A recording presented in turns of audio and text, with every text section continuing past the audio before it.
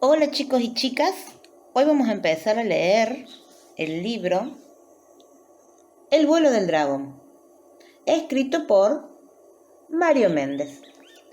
Este libro es una antología de cuentos, es decir, que son muchos cuentos escritos en un mismo libro.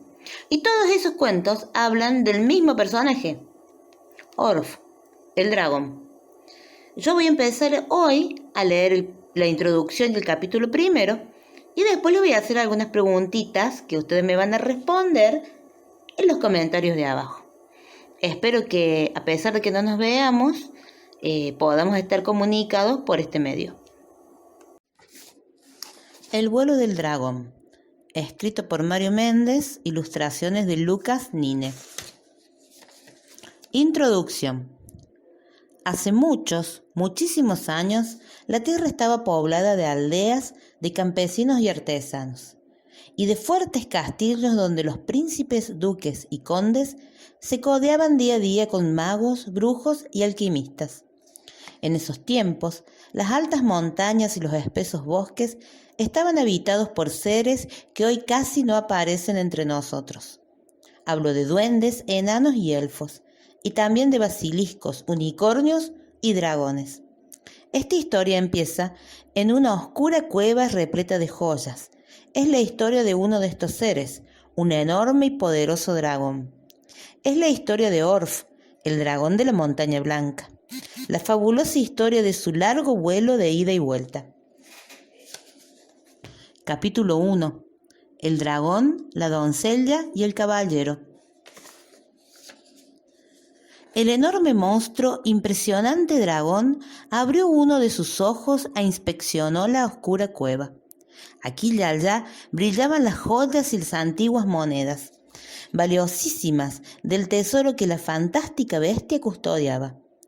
El dragón, una especie de descomunal lagarto recubierto de escamas duras como el hierro y con la cabeza algo parecida a la de un caballo, patas cortas y fuertes, pezuñas poderosas y gigantescas alas, abrió su otro ojo y se desperezó muy lentamente.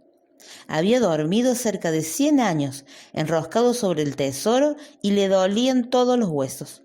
Su enorme boca se abrió en un largo bostezo y su aliento, saliéndole de la bocaza como una llamarada, chamuscó parte de la pared y derritió una vasija que había quedado tirada en un rincón. Meneó la cabeza, contrariado, y dio su primer paso. Con ese paso no solo crujieron los huesos, la montaña entera crujió también, conmovida por el peso descomunal del monstruo. Antes de salir de la cueva, el dragón echó una distraída mirada al tesoro y asomó la cabeza. Su delicado oído percibió un ruido como de cientos de tambores y miró hacia la cueva sobresaltado. Esperó un momento y volvió a oír los tambores, pero esta vez ya no se sobresaltó. El ruido provenía de sus propias tripas, que reclamaban por alimento. Orf, el gigante de la montaña blanca, había dormido mucho y ahora, inevitablemente, debía comer. Todos los habitantes del pueblito del valle se encontraban reunidos en la plaza cuando, desde la montaña blanca, llegaron los ecos del despertar de Orf. Un griterío unánime producido por el terror del pueblo entero encendió la plaza. Las gentes de la aldea no habían querido escuchar al mago que les había predicho la llegada del dragón, y ahora era demasiado tarde para huir. Pronto tendrían noticias del horrible animal y deberían prepararse. «¡Que vengan las doncellas!», gritó el anciano más anciano del pueblo, el único que recordaba las viejas leyendas. «Debemos elegir a una de ellas para aplacar la furia del dragón. Es la única manera». Rodeadas por sus familiares y vecinos, 20 muchachitas se abrieron paso hasta el centro del gentío. Sabían que estaban destinadas a servir de ofrenda al dragón y no tenían escapatoria. Algunas pocas lloraban, pero las demás estaban resignadas a su suerte.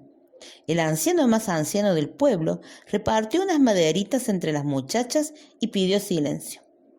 Todo el mundo contuvo el aliento, esperando que la madera más corta señalara a la primera sacrificada. Las 20 doncellas mostraron sus tablitas. La elegida había sido Dafne, la más hermosa del pueblo. Con lágrimas en los ojos, sus propios padres la subieron a un carro, y todos los pueblerinos, silenciosos y aterrados, partieron detrás del carro hacia la base de la montaña, donde Dafne sería abandonada. Ajeno a los movimientos del pueblito, muerto de hambre y todavía bostezando de vez en cuando, Orff recorría la comarca. Torpe para caminar, cada tanto levantaba vuelo y adquiría en el aire la agilidad que le faltaba en tierra. Sus aletazos producían polvaredas y el aliento de fuego derretía los árboles a su paso. Por fin avistó desde la altura lo que estaba buscando y se lanzó sobre su alimento. Un espacioso prado cubierto de tréboles. El trébol era su comida predilecta. Llorando lo más silenciosamente que podían, los habitantes del pueblito bajaron del carro a la hermosa doncella y a pesar de que Dafne prometió que no se iría, de todos modos la ataron a un poste en la base de la montaña blanca, pues, según dijo el anciano más anciano, así lo mandaban las costumbres. Apenas habían terminado de atarla, cuando el retumbar de los pasos de Orff, que volvía a su guarida, los heló por un momento. Al instante siguiente todos, sin excepción, huyeron corriendo a refugiarse en sus casas, dejando a la pobre muchacha a merced del dragón. Orff había comido tanto que no podía volar. Caminaba pesadamente hacia su cueva, cuando un grandísimo grito le lastimó los tímpanos. Dafne lo había visto llegar y gritaba con desesperación. Orff, que como todos los dragones tenía el oído muy fino, retrocedió espantado, sorprendido de que esa criatura tan pequeña pudiera hacerse oír de tal manera. Cuando Dafne dejó de gritar, picado por la curiosidad, Orff se aproximó unos pasos. De inmediato la muchacha reanudó su griterío y el dragón volvió a retroceder disgustado.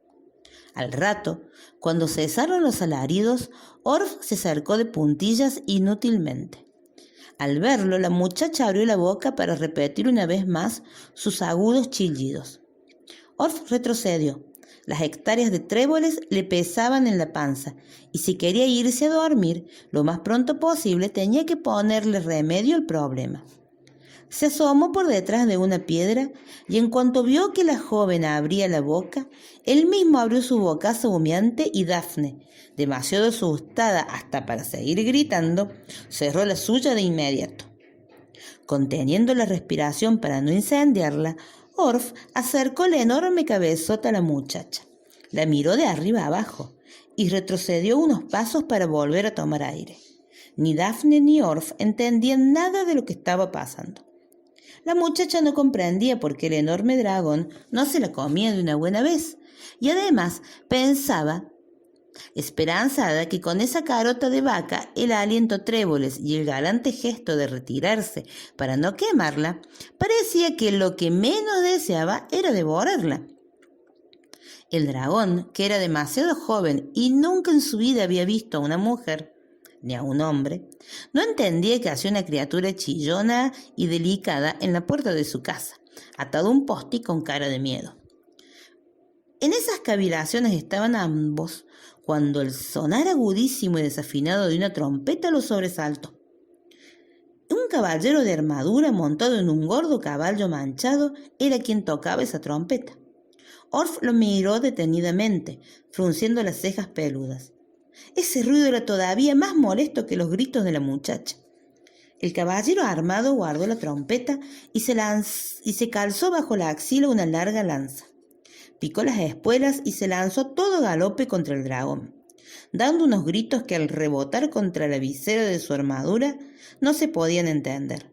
Orff, que ahora tampoco entendía lo que pasaba, dejó que el pequeño ser se le acercara, y cuando estuvo a unos pasos levantó apenas unas patas, haciendo que el caballero y su caballo pasaran de largo y se estrellaran con el ruido de un pilón de latas derrumbándose contra la montaña. Magullado, con la mitad de la armadura perdida y la lanza partida en varios pedazos, el caballero se levantó tambaleándose y desenvainó su espada. Al fin se le oía lo que decía: «¡Atrás, bestia salvaje y desalmada! ¡Deja la hermosa doncella!». El dragón, que no entendía el lenguaje humano, se quedó mirando al extraño. Dafne, en cambio, no pudo menos que sonreír. Ella era la única doncella de la historia, ofrendada a un dragón vegetariano y defendida por un caballero petizo, barrigón y sesioso. El magullado caballero arremetió contra el dragón y con todas sus fuerzas le pegó en una pata de lo que él creía era un terrible y mortal espadazo. Pero la espada rebotó en una de esas escamas y se escapó de sus manos. Orf meneó la cabeza y se agachó, siempre conteniendo la respiración, hasta casi tocar al hombre, que cerró los ojos esperando el final. Con la cabeza, Orf lo empujó, haciéndolo caer. El caballero estaba a merced del dragón, que levantó una pata amenazadoramente. Esta vez sí, pensó el aterrado caballero desde el piso. Pero otra vez se equivocaba. Orf había visto la escandalosa trompeta tirada y en ella apoyó su pata, pulverizándola. Luego, todavía sin entender lo que pasaba, meneó una vez más la cabeza y se alejó bufando de las ruidosas criaturitas rumbo a su cueva.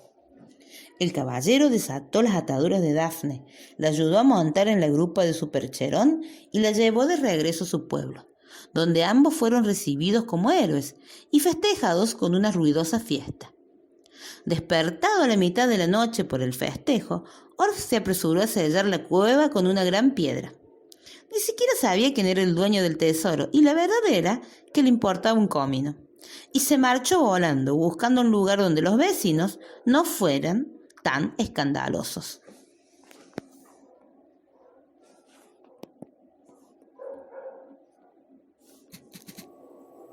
Bueno, después de escucharlo, nos damos cuenta de que Orf no es un dragón tradicional. Orf es distinto, tiene otros intereses, le gustan otras cosas. ¿Será la misión de Orf igual que la misión de los otros dragones tradicionales? ¿Qué les parece a ustedes? ¿Me lo escriben en los comentarios? Y no olviden poner su nombre para que yo sepa a quién estoy leyendo. Hasta la semana que viene. Que la pasen lindo y quédense en su casa.